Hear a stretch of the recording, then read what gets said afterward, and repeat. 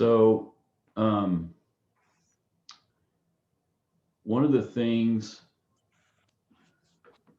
that we want to think about when we're assessing couples and families, which actually normally I'll normally ask, and if any of you guys are just listening, like I know Carrie's in the car, but you can still respond by like the little reactions. That's fine too. I'm just kind of curious how many of you think you might end up maybe working with couples or maybe working with families.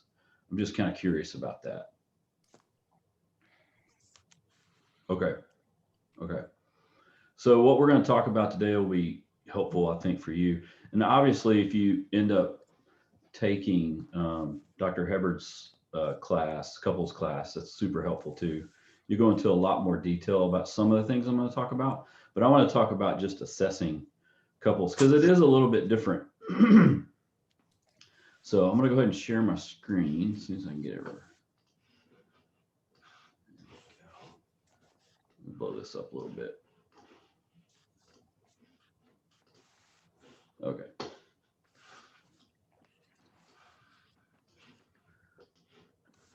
Can you guys see that, hopefully? Yes. Bigger. Okay. So one of the things about working with couples and families, so any kind of multiple relationships in the same room that you're doing therapy, when you're doing therapy. So if you're a marriage and family therapist, you're going to learn about a systemic approach to doing therapy, which is focusing on interactions that happen between members of a family or between the couple and how those interactions influence each other. So it's a little bit of a different mix. So try to think about, let's say that, um, when Wendy and I were talking when we did the kind of the mock intake interview with Wendy, let's say that her and I were talking, and if we wanted to, we could assess each of us individually during that time. But when you're looking at it systemically, what you're actually trying to assess is the interaction between us. So you're trying to look at the process that's happening between the two of us, which if you think about it is a little bit hard to do. And there's not really any full pure interactional assessments that are out there. There's some that come really close, but the closest we can get so far really are ones that basically assess each individual, either the couple or the family individuals, and then you kind of put those assessments together, and that can kind of give you some a picture of the couple. And it's actually, as you get more seasoned as a clinician, you can actually start to see the interactional patterns between them and start to name them a little easier. But the closest we can get right now, and I'm going to talk about two or three of them, the closest we can get right now is assessing the individuals and then kind of putting those assessments together. But when we think about assessing, what we're trying to really assess is the interactions between them. And so if you think about it that way, we're really talking about like some nonverbal things. Like like you could see, like, just imagine if you're, this is going to sound really creepy, but I can't help myself when I'm in like restaurants and Chick-fil-A, and when my kids were little, we go to play areas, and I would watch people, and you can tell by people's facial reactions if they didn't like something that someone just said. Stuff like that, you just start picking up on in the room. So if I'm working with a couple, and even on the video, when I'm doing video sessions, if I'm working with a couple, and one of them is saying something, and the other person, you can see their eyes, or you can see how they change, or you can see how they even move away from them. I will oftentimes ask about that. Say, I noticed when he said this, you did this. That's an interactional pattern that you're looking at, and you're trying to understand what's happening. as that happens. So family assessments are even more difficult in some ways because you got multiple people. You're not trying to look at, sorry guys, I got some allergy things going on here. When you're looking at assessing the family, you're not trying to identify a problem per se, but you're trying to look at how the relational patterns are happening. And you want to pay attention to how how change can happen inside of those relationships, inside of those patterns, which is a very different way to look at therapy than the medical model of helping people, where there's a problem and we're treating a problem. And so it doesn't mean that people don't have problems, but what we're trying to do again is a systemic approach, and we're looking at the different interactional patterns that are happening. So you have to understand, like this second bullet point here is saying, like what's going on in the environment, what's going on with each person, obviously, how do different interactional patterns affect other interactions? And I'll talk more specifically about that with one of the assessments here in a second.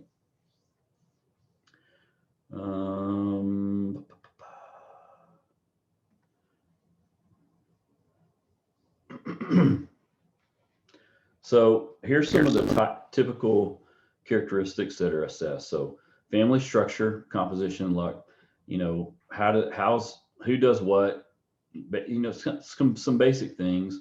Who does what role? What does that look like? How does their process work? Like, how do they get along? How do they interact? What are their relationship patterns? How is their family affect? I mean, overall, what's the mood of the family? And obviously, if you're working with a family, most of the time, their overall affect is not great. I mean, that if they're in therapy, then something's going on, and they're usually more down. I like to ask some other questions like, do you have any inside joke kind of questions? Who is the comedian in the family? Or like, I like to kind of figure out if they know if there's roles in the family. A lot of times if I'm working with families with older, like teenage kids, I might even ask questions relating to like unwritten rules and roles. Like in some families I've worked with before, there's certain secrets in families that you don't really talk about, but there's not like a written rule about don't talk about these things. It's like an unwritten rule. You just know that you don't do it. And I like to know things like that. And I might ask questions around those things. Any kind of family secrets, any kind of family, like, hey, this is taboo, we don't talk about this. Sometimes, not all the time, sometimes that might be one of the reasons why they're coming in, like something's going on with one of those things. You might want to know that. Most of the time, it has to do with differences in personalities. Different people play different roles in the family, and maybe that they don't like the role that they play. It's also possible when we think about families specifically, I will always also assess the marital health, because if the parents, the spouses are having a hard time, the family will, not every time, but will also have a hard time. If the spouses are doing well, you got a better shot at helping the family do well. That's not 100% true, but it's kind of a top-down kind of thing. And so I like to look at things like that. And so really you're looking at all the dynamics that are taking place inside the family. And there's a couple of different assessments that do that really specifically. And I think I've got an example of one I'm gonna show you. Now mapping techniques are kind of interesting because there's different ways to get a lot of information. And sometimes, you know, you can talk and ask questions and they can tell you, and you can watch and observe. But there's a couple of really good specific ones. And again, if you go further down the marriage and family therapy road, you're going to learn about some of these really specifically. I'm just going to hit some high notes, but genograms is one that that you can use. And actually, I was going to, I meant to have this pulled up and I forgot to get it on the screen. I just want to show you. I just kind of want to show you. If I can get one to come up. Let me do it that way. Let me look over here.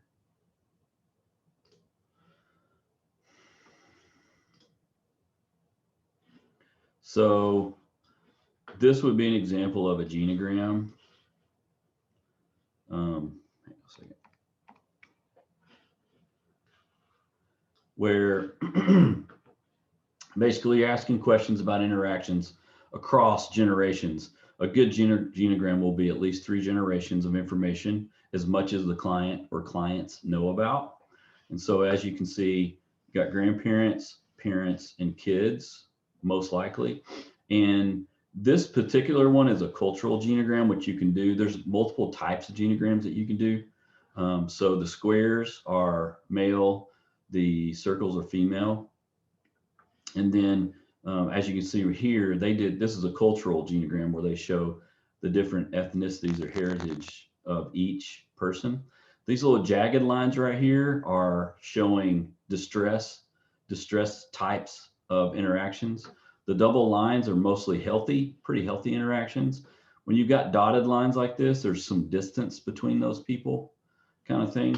If you've got triple lines like this, that shows really strong enmeshment, where they're probably actually really connected, probably overly unhealthily connected. And then I'm trying to find, so then you got, this is divorce, where you have separations there, twins, that kind of thing. Even looking at, let me go back. If we went back, let me see if I can find a little bit different one. Sorry. I'm looking for one.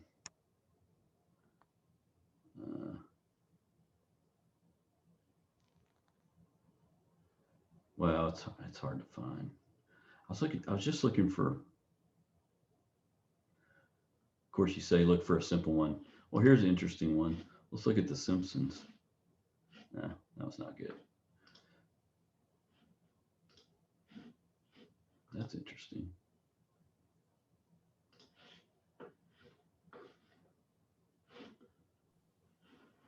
What did you say about the triple lines? The triple lines is an enmeshment.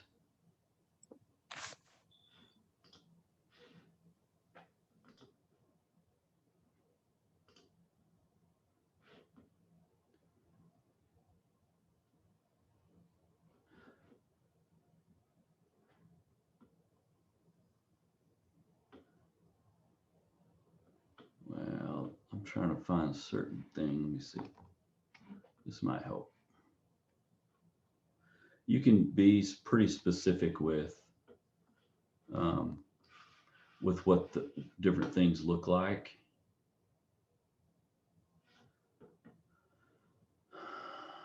Those are just medical. I'm looking for something specific. So this would be kind of like emotionally how things happen. Some of these things you don't use as much as others. But you can see basically you're using symbols to demonstrate the interactional patterns between people and those people between generations. And when you do a full genogram, and if you go online and you can Google genogram, you'll find all these things there. A lot of times you can find a lot of patterns that come up between generations. I did a genogram one time with I started working with the couple, and then I ended up only working with the wife. And I did a full genogram with her. It took 2 sessions. I didn't because you never know what's going to come out of the genogram, so you don't know how long it's going to take. And so we did a full 3-generation genogram with her. And as we're getting done, she's, I kind of was seeing this as we were doing it, but I always do it and then let the client look at it, and we kind of talk about it openly because it's their genogram, it's their life. And I had pointed out a couple of things, and she started pointing out some things, and then she's like, "Oh my gosh, I'm the 3rd generation. I'm the 3rd generation 19-year-old mom from an alcoholic father with an abusive spouse." So she was the 3rd generation. It happened with her grandmother, her mom, and her. And actually, she had gotten pregnant at 18, and her daughter at the time was 14. And her daughter actually started coming, and we started doing family sessions because there was a divorce. Her and her husband that I started working with, they got divorced. I ended up working with the mom, and the daughter started coming, and the daughter's the one we were talking about that because her mom had brought it up in a session. And so we showed the daughter the genogram, and her daughter was like, "I don't want to repeat that." Basically, like, that's kind of what we talked about a little bit. It's interesting because otherwise things like that happen in families. You just don't realize it until it's right in front of you. Like, it's visually, you can see it in front of you. And you can see different interactional patterns. You can see things like anxiousness passed down from generation to generation.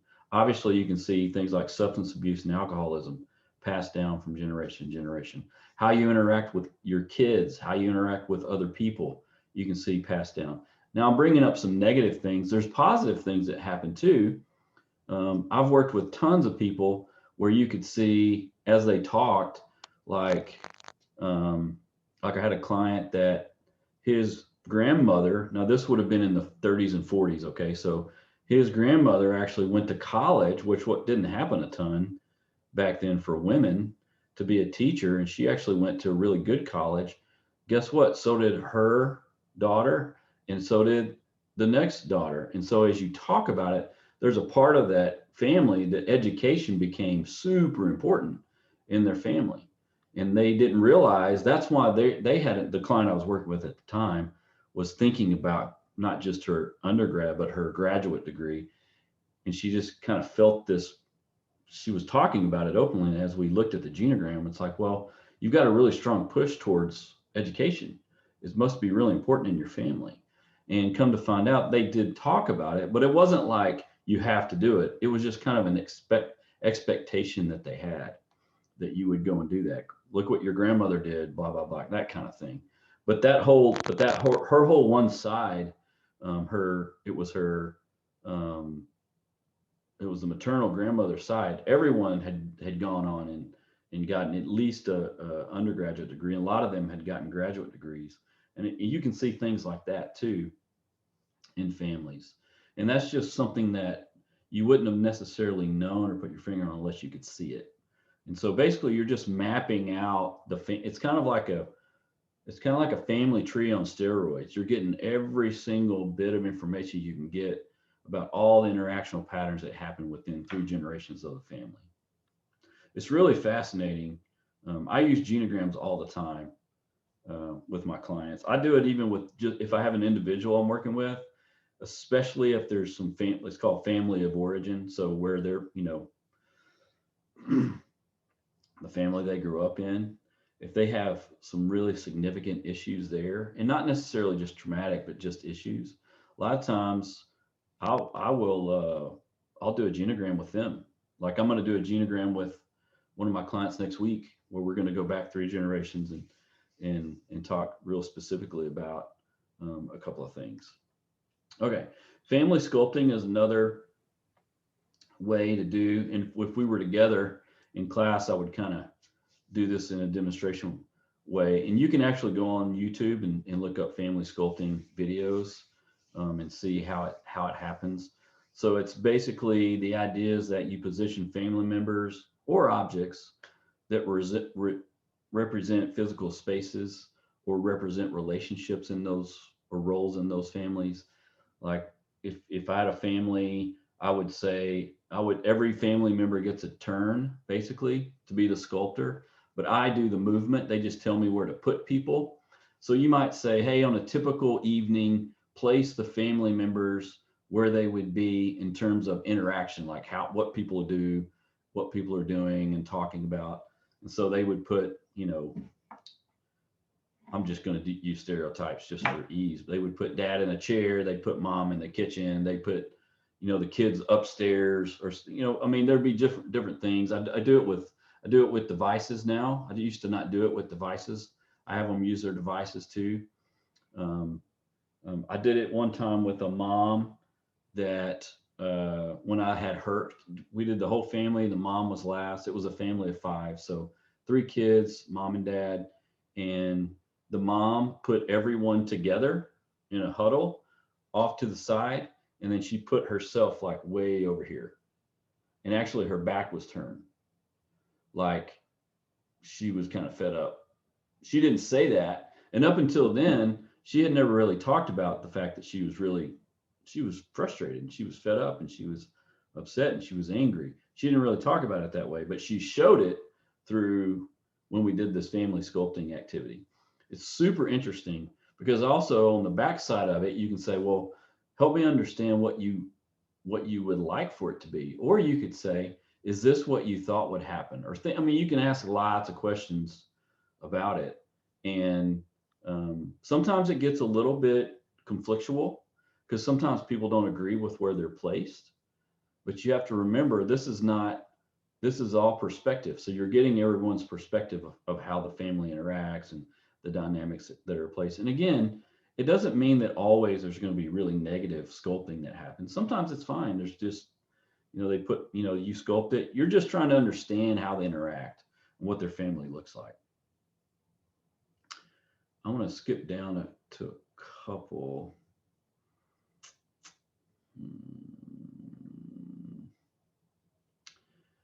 Okay, let's talk specifically about some marriage assessments. I don't think I did. I might have to look that up here in a second.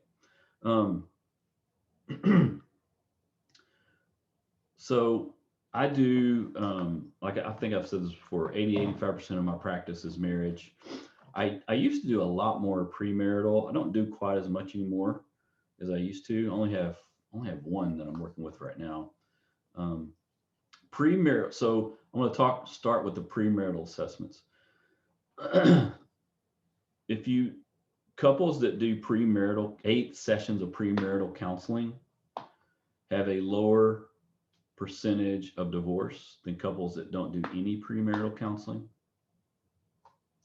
And that's kind of significant. And now it also depends on the type of premarital. In other words, if you do premarital counseling, you do 1 or 2 sessions with someone, that's probably okay, but that doesn't really get you to talk about some of the things that could potentially be roadblocks or potentially be areas of growth for the marriage. So there's a couple of, like, Prepare and Enrich, the one that's listed here, is a very thorough assessment of a couple. It assesses several different areas or categories of their relationship,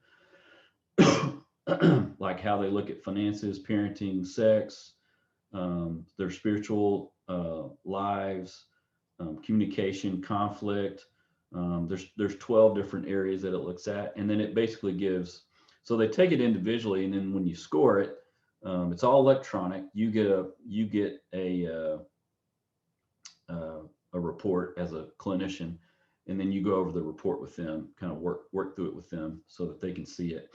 And then there's questions that come along with it. I actually use, let me see if I can find it. I actually use a couple of the questions, a couple of the questionnaires.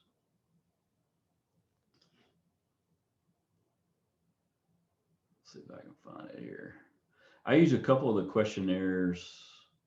Yeah, I've got it somewhere else.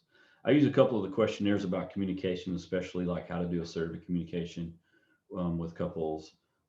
Just doing a budget, how to do a basic budget if you've never done one before. Around 85% of couples issues stem from something dealing with finances. And so talking about finances is something that needs to happen. But not just talking about it, but doing it in a helpful, healthy way. And so prepare is one. I use an assessment called SYMBIS, which does basically the same thing as prepare. I like it because the report that it gives is a little bit more user friendly for the client because they actually get a copy of it. And it's got some helpful questions and guidelines throughout each of the sections that it goes over, but it goes over basically the same sections as prepare. Those are the two that I use. You do have to get certified, even past your master's degree. You need to get certified on each of these to give them. Basically, you have to get certified to learn how to give it and score it and do the report is basically what you're learning how to do. They're super helpful to do. It's not very expensive to get certified on these. And it can be I think it can be a really good part of your practice, especially if you're really passionate about premarital counseling. When I first started, I did tons of premarital counseling. Now I do a lot more with couples that have been married 10 to 15 years, or really 10 to 20 years. I'm actually starting to do a lot more with couples that are, I've got two couples that are in their 60s, early 70s right now. I'm starting to do more of that work, which is super interesting. It's a lot different than anything I've ever done before. Question for you. Yeah. Can you talk about the dynamic between the older couple versus the, let's say, 10 to 15 year a couple? Mm-hmm. Yeah. Like, what are you seeing? Yeah, that's a good question. Thanks for asking that, actually. So one of the things that's interesting about working with couples that are a little bit older is most, if not all, of their interactional patterns have been set for a long time. Whether they're good patterns or not doesn't mean, and just obviously, there's no perfect couple. There's no perfect marriage. That doesn't exist. Research tells us that there's somewhere between 3 and 8 issues or topics that will probably never be fully resolved, that you just learn how to work with and work around throughout the time of your marriage. And the better you're able to work around those, which means the better you're able to handle those conflicts, the better your marriage will be. Can you give me an example? So I'll give you an example. My wife and I, and this has happened since we were dating, and it's a really stupid thing, but sometimes the really stupid small things are what gets you. We cannot work on the computer together at the same time. We cannot do it. We've tried numerous times. One or both of us end up getting frustrated and angry and it's really dumb. It doesn't make any sense. We can't do it. And that's been true since we were dating, 25 years. If we get on the computer together, one of us has to be on the computer and someone else has to be to the side. And if she's on it, and if I say one thing, she just hands it to me. We used to fight about it. She just hands it to me because we just can't do it. So I know that's a little thing, but we're talking about 25 years of that thing happening, right? So sometimes those little things like that happen over and over and over. Sometimes that might be, if you grew up in different families, right? And there's different roles in different families, right? Let's say you grew up in one house is really traditional. The dad does this, the mom does this, the kids do this, and the other spouse grew up, in the opposite. The dad did the opposite, the mom did the opposite. I mean, that happens now. Well, what's going to happen? They're going to have some conflict. But that conflict's not going to come up until when they have kids. Then it's going to come up. A lot of things lie dormant in you until you get married and have kids.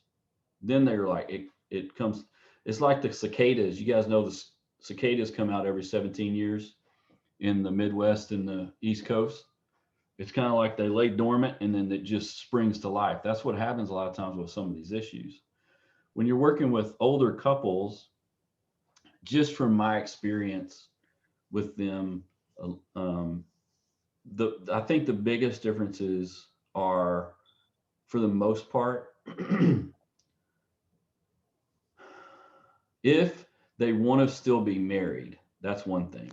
If they still want to be married to each other, then they still love each other and they're going to make it work. They're just probably mostly tired of the way things have been going. They just never have said anything for years. Right? And so if something is happening when you're 30 or 35 and you're married and something's going on in your marriage, there's kind of a tendency to hope it goes away at some level, or it has been brought up multiple times and nothing's happened, or it's been hinted Right. at Mhm. and nothing's happened. And if that happens over the next 20 years, then sometimes that means they're never going to bring it up again. And you're just kind of like, it is what it is, and that's it. And so I see that a lot with couples that have been married for a while, and then all of a sudden, either one spouse, most of the time one spouse, one day, and it seems out of the blue for the other spouse, one day basically says, I don't think I love you. I don't know if I want to do this anymore. And it's out of the blue, but this has been going, this didn't just happen the day before, right? Mhm. We're talking about years of something happening. Okay.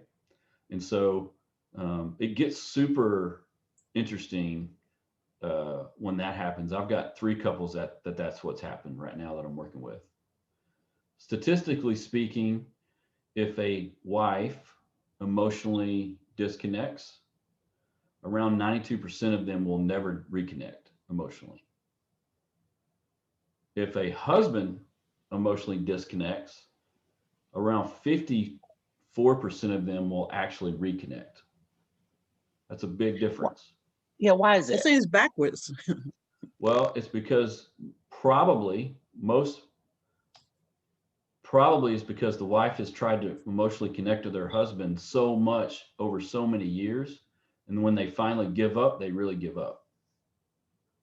A husband has a little more leeway because the emotional connection maybe isn't as necessary for him, he thinks, Mhm. as it is for a wife. Now, riddle me this. So I heard you say that they just gave up. So in your experience, have they just given up and secretly moved on, or have they just given up?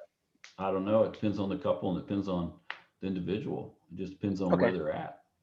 Well, Now, I was just speaking from your experience. yeah, I personally think, I haven't always thought this, but this is just my opinion about it.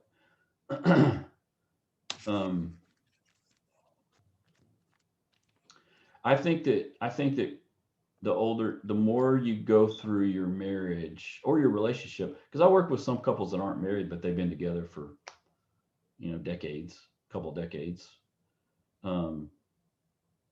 I think if you don't work at your marriage, don't work at your relationship, you have the potential to burn out or the potential to disconnect. I mean, that can happen.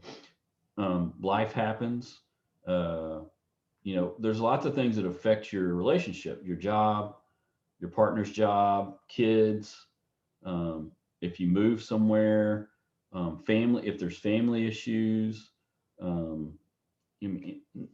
not to mention anything like drugs or alcohol. I mean, there's lots of things that can happen inside of a relationship that takes its toll. And one of the things that's interesting is, and this is something I bring up with couples that are thinking about not being married, the statistics for remarriage and divorce are not great. So a lot of what we know is a remarriage, the divorce rate for remarriage is around 75%, which is pretty high. A remarriage, and then a second marriage, it's around 80% divorce rate, which is pretty high. So what that a lot of times mean, and I'm talking, this is current research. This isn't like 10 years ago. This is like within the last 3 or 4 years. What that tells us is that if you haven't figured it out the first time and done something about it, guess what? It's going to happen again. Now, I'm not talking about abuse, right? I'm not talking about Mhm. physical abuse. I'm not talking about that stuff. I'm talking about just what would be considered a normal marriage. Okay. So that means if you haven't figured it out the first time, guess what? It's going to happen again. So why not try to help them figure it out the first time if we can?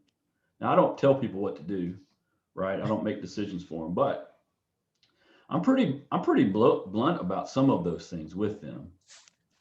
Now I'll say it, I'm not going to say it like I just said it with you guys. I'll say it differently.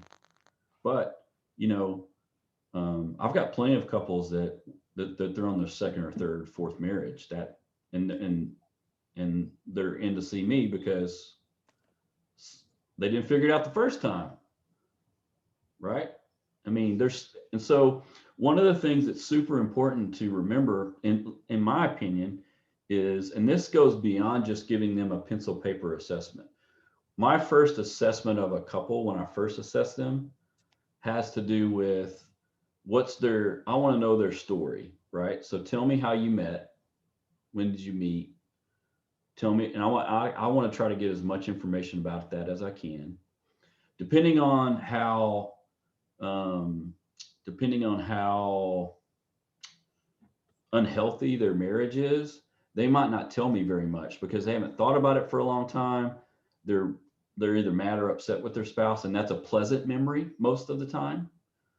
And they don't want to think about pleasant memories most of the time. But I don't give them a choice. I kind of make them. I kind of ask them more questions about it.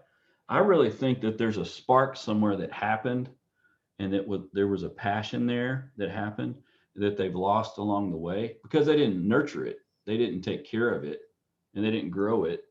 Now, again, we're not talking about abuse, okay? I'm not talking about physical abuse, emotional abuse, mental. I'm not talking about that. That's a different deal altogether. But when you're talking to the couple and asking them, tell me your story, I want to know how they met, when they met, how they decide to get married, what was that like, tell me about the wedding, tell me about, the first, and then kind of do it in sections. What was the first few years like? Because a lot of times most of the couples I work with now have kids, and so, that's one of the reasons why they're coming. Because basically, you kind of get married and you figure out that you're a pretty selfish person, and then you have children. If you're blessed to have children, you have children, and then you figure out how really selfish you are, and then you have to readjust.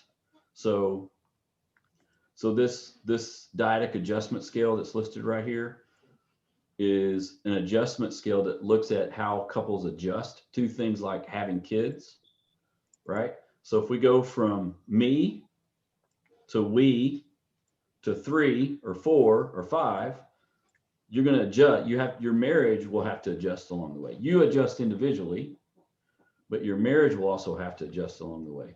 So this is one way to kind of look at that adjustment. The satisfaction inventory I use a lot. There's several scales on that. They're really super helpful because you're looking at satisfaction. So marital satisfaction in general. You can look at lots of different issues, including if there is any kind of physical violence or physical aggression. You look at, there's an aggression in a conflict scale. And if those two scales themselves are in, there's different shades when you do actually score it. There's different shades of red. The brightest shade of red, if anything's in that bright shade of red, that's something you want to focus on first, basically.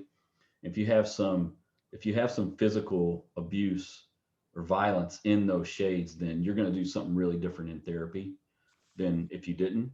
And around 52% of marriages have had some kind of physical aggression in their marriage. Doesn't mean it's ongoing, but something has happened. But they usually don't bring it up unless you ask them. unless you ask them. And I do that separately in individual sessions because I'm an emotionally focused therapist.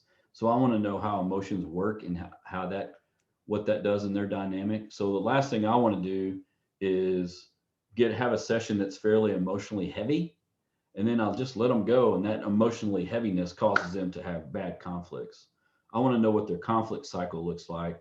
And if I'm going to hit a nerve or a trigger, kind of want to know what those are, if I can, beforehand. And that tells me I need to take my time and have those emotionally heavy topics happen a little bit at a time versus let's just jump in. Because some couples I can do that with. Some couples are ready. They don't have a problem with those types of conversations. They might not know how to do it, but they're cool doing it, and you can jump right in. Some of them take a little bit of time. You have to be able to kind of nurture that with them. A question for you. How Yep. can you tell when they're being honest? And on top of that, when you find out that when you think that they're not, how do you address it? Honest about which part? Um, when you're asking them questions about the relationship. Oh, okay. Yeah. Yeah. I mean, I can't, I mean, I'm not a mind reader or a lie detector, so I can't tell every single thing. Um, I, I think for the most part, people are pretty honest.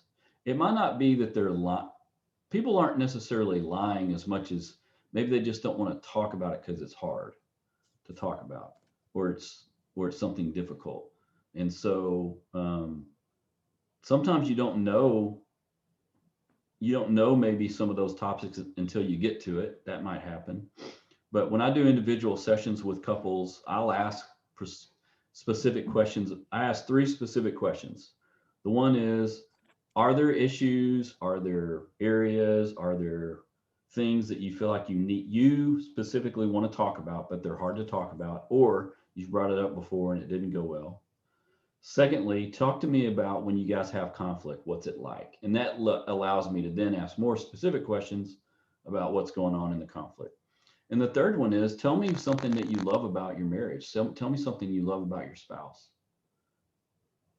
And then when I have them together, I kind of go over those two sessions with them generally and say, here's what I'm hearing. Let me understand. And if I'm on, they'll tell you if you're right. If you're not right, they'll say, no, that's not right. Then let's fix it. Let's get it right. The other thing I like doing is I like to say to them, matter of fact, I'm going to do this. I've got a session at 11. I'm going to do this exact same thing with. I want to know, there's things that we're going to change. Like there's some things about your relationship you want to change, things you guys don't like. Tell me some things that you don't want me to mess with. Tell me some things that you feel like are good. Like, let's don't mess with these things over here. We're actually fine over here. Because really, then you get them talking about things that they like about their marriage, about their spouse, about themselves. That's a really helpful thing. There's actually a lot of really good research right now going into um, uh, building a friendship inside your marriage it's really super helpful. Um, in other words, small things you can do to help build your relationship in your marriage. Small things like a leaving and a coming home greeting, a hug and a kiss before you leave, and a hug and a kiss when you get back, consistently. Um, Kissing your spouse for 6 seconds at a time is giving them a hug for that amount of time. Finding out little things that they like and trying to do some of those, not huge things, little things that they like, and try to do those things. Even in communication styles, one of the first things I do with couples when we talk about communication is I want to figure out is when you're communicating with your spouse, are there times where you just need them to listen to what you're saying, listening to learn basically, or do you need them to help you with something? You need them to give them your opinion or tell you, here's what I think I would do. Because most of the time, guess what's happening? Most of the time, the person listening is just sitting there waiting, and they hear a certain word and they jump in, start talking. when really all they need is someone just listen. They just need to vent this out. And a lot of times I tell them, I'll say, look, if this is a venting situation, go ahead and say that. It's okay. And then inevitably I get, well, if they love me, they would know that. Well, no, they can't read your mind. That doesn't have anything to do with love. That's not a love thing, right? Love is a feeling that you get, not, it's an action, and we need to be action oriented. And if I need you to listen to me, I'm going to say, I think I just need to vent versus, hey, I really think I might need some help right here. And believe it or not, it works. I do it with we do it in our family. We do it with my wife, my kids, we all do it. It's a small thing. It's not big. It's a small thing, but it's powerful, because really what you're doing is you're saying, I think that you're basically, I'm going to non-judgmentally validate what you're saying by listening to you. There's nothing more powerful, in my opinion, than empathy and validation. Those two things are powerful. Empathy and validation. If you do it well and you learn how to do it well and you get really good at it, which you can because they're both skills. If you get good at it, I'm telling you, it's a superpower. It's a legitimate superpower. See, we're going to run out of time. See, y'all, I know you knew what you were doing. You're going to get me talking. See, about Dr. this. Bedard, excuse me, like I've been married almost 35 years, and Yeah. had it not been for, I guess, me getting into the counseling program Mhm. somewhere along the way, I really do believe I probably would have been divorced. But I think being in these particular programs and taking these particular courses has helped me to process a lot of stuff that has gone on in my marriage. A whole lot better now. And but there were some turbulent times along the way, nothing physical, but there were Yeah. some turbulent emotional times along the way where I had just, clocked out and said, I'm just gonna be here. Sure. Until something happens, until something changes, I'm just gonna be here. Yep. But by the grace of God, yeah. Yeah, Victoria, that is what you just said. I hear every week. Mhm. Yeah, and it's not and I'm glad to hear it, because it's an honest, vulnerable, transparent thing to say. Mhm. And most of the time people say it because they don't like it and they don't want it to, you know what I mean? They don't like it and don't want it to happen anymore. And but they don't know what to do about it. Right. Yeah. And so I can see myself in several of these assessment tools and such. But it's better now. I can understand. It helped me to Good. process, who I am as an individual, and it helped me to process what's going on and all that kind of stuff. Good. When I got married back in the 80s, there was nothing, no such thing as you need to have counseling before you get married or whatever. It was, No, it's a lot more, it's definitely a lot more popular now, for sure. Mhm. And actually in Texas, if you do 8 sessions specifically with counselors that are certified Mhm. in this in premarital counseling, if you do 8 sessions, you actually get money off your marriage license and a couple other things. So That's an incentive to get married. it's an incentive to get the premarital counseling. And again, it Right. needs to be specific things that you're talking about and addressing. And that doesn't mean that your marriage is going to be great or perfect. That Mhm. just means you kind of know some things going in. I like to do premarital counseling. If I had my way, what I would do is I would do sessions with them before they get married. Then I'd do some sessions after they get married. And then I'd wait like 2 years and I'd come back and do sessions with them again. Because you don't really know till you True. get married. And I've had a Even if lot you've of, lived with someone and then mhm, you get married, it's different. right. This is different. I think, well, all of my siblings have been divorced except for one. And I've just been one to stick it out. And, I've come from a family of divorced or divorcees. And even, my mom's siblings, all 8 of them, either divorced some kind of way along the way. So I've just always said that I'm going to tough it out. I'm going to stick it out.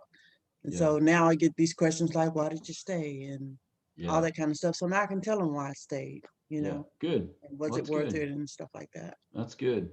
Mhm. Well, that's good. I think if you work in this area, it's super, it's hard Mhm. at times, but it's very fun. I like it. So I'm on the strengths finders, my number one is restorative, which is basically taking broken things and restoring them. That's like my happy place. So I kind of like it. So, which is interesting because my fifth one is called Woo, Win Others Over, which is like basically like building rapport, because you have to be able to build rapport with two people, or if you have a family, with everyone. So that's helpful too. Yeah. If you're going into marriage and family therapy, if you take Dr. Hubbard's class, even if you're not, I think it's a good class because first of all, he's an excellent professor. Secondly, he's probably even better therapist, and just the things you would learn in there would be, I think you would really, really, really like it. Mm. So, okay, we got to stop now. So, hey guys, thanks for going on this roller coaster semester. It seems like 2020 is just like hanging on for dear life here. You post the notes from today? Yeah, I'll put them up. And I need to put up last week's too. And just so you guys know, you guys have until Friday to take the exam. Some people have already taken it. And then you have until, did I say Saturday or Sunday for the paper? I can't remember. Saturday, Did I say Saturday? the 27th. Yeah. Yeah. You guys want till Sunday? Would that be more helpful? Just turn it in next weekend. I need it by the 28th. And I'll send an email about that. That's fine. Some people have turned it in. That's fine too. Yeah, I just have a test to take. All right, guys. All right. Thank you, Thanks. Dr. Thank you so Hubbard. much for the information. See you Thank later. you. Bye-bye. Bye. Bye.